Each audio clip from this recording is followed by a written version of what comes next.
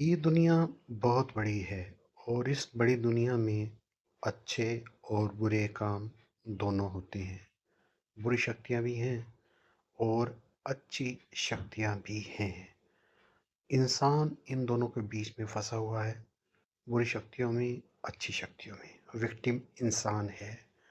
अगर हम सजग रहना सीख लें, हम इंसान, तो जो फिक्स है जीवन की, क्या करें, क्या ना करें, कब क्या खाएँ, क्या ना खाएँ, उससे हम निकल पाएँगे।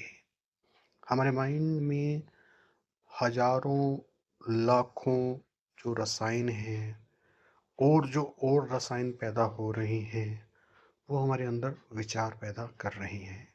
हर विचार जो है, वो एक रासायनिक प्रक्रिया से उत्पन्न हो रहा है और आप देख रहे हैं कि कितने विचार थोड़ी देर में आप सोच पाते हैं, तो इतनी ज़्यादा रासायनिक क्रिया हमारे माइंड में हो रही है। और हम उसी के विक्टिम होते चले जा रहे हैं। वही रासायनिक क्रिया हमारा फेस, हमारे फेशियल एक्सप्रेशन, हमारे चेहरे का ओज, वो सब कुछ डिसाइड करती है। कोई व्यक्ति कितना क्रियावान है, उसके अंदर जो दिमाग में चल रहा है, वो बताता है। कोई डिम है, कोई अच्छा ओरा लिया हुआ है, कोई कैसा है तो कोई कैसा है। सजगता एक ऐसी शक्ति है, एक ऐसी चीज़ है जिससे हम जीवन को समझ सकते हैं।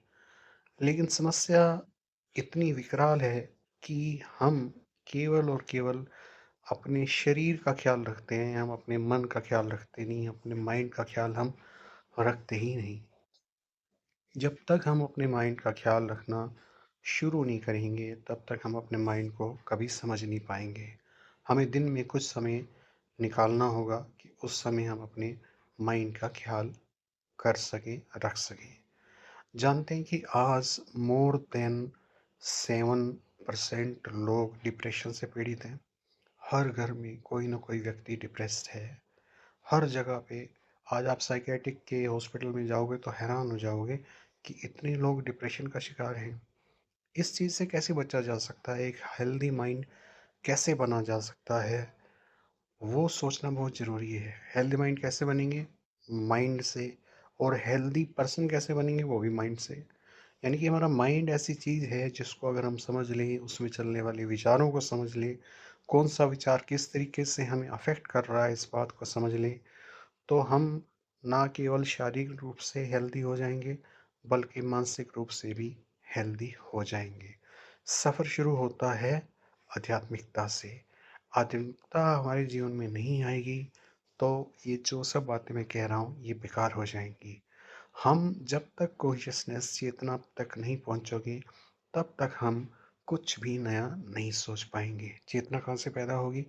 हमारे चक्रों से। मूलाधार चक्र पर चेतना कुंडलिनी के साथ पिरोई हुई है। जब तक कुंडलिनी उठेगी, तब तक चेतना वहाँ से नहीं उठेगी।